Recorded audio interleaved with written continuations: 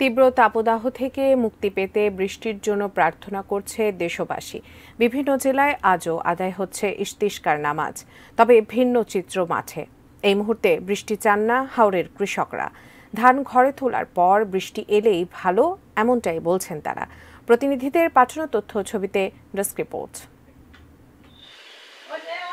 চলছে hit alert, তীব্র গরমে পুড়ছে দেশ।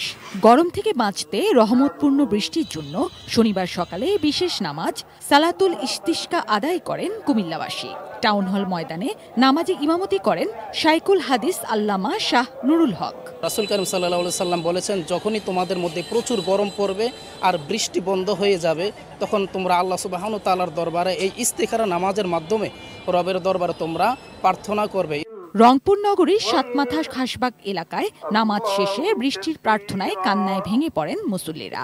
যে অনাবৃষ্টি, এর জন্য আমরা দোয়া করছি আল্লাহ সুবহানাহু ওয়া তাআলার জন্য তার রহমতের বৃষ্টি দিয়ে জমিনকে শীতল করে দেন। কুষ্টিয়ার মিরপুর ফুটবল ও ঈদগাহ মাঠে অনুষ্ঠিত ইস্তিসকার নামাজে ইমামতি করেন হাফেজ মাওলানা মোহাম্মদ শওকত ইমরান।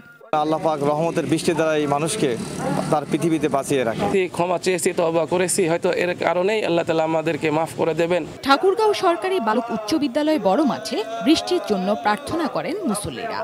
রাসূলের সুন্নাত হিসেবে রাসূল বলেছেন, আমার উম্মত যখন খালি মাঠে ইস্তেগফার করে দোয়া করবে তো আল্লাহ রাব্বুল আলামিনের পক্ষ থেকে রহমতের বৃষ্টি আসবে। ভিন্ন চিত্র মাঠে গরমেও বসে নেই চাষিরা, বৃষ্টি চান না তারা।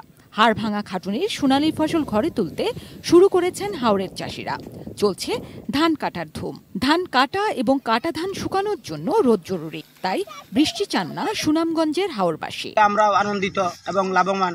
আল্লাহ আমাদেরকে ভালো বাম্পার ফলন দিয়েছে এবং ২০-২৫ বছরের ভিতরে আমরা এরকম ফলন আর পাইছি না। নওগাঁ জেলার বিভিন্ন মাঠে শুরু হয়েছে বোরো ধান কাটা মাড়াই। ফসল ঘরে তুলতে আরেকটু বেশি ঘাম ঝরাতে রাজি, তবুও বৃষ্টিতে ফসলের ক্ষতি না হোক এই কামনা কৃষকদের।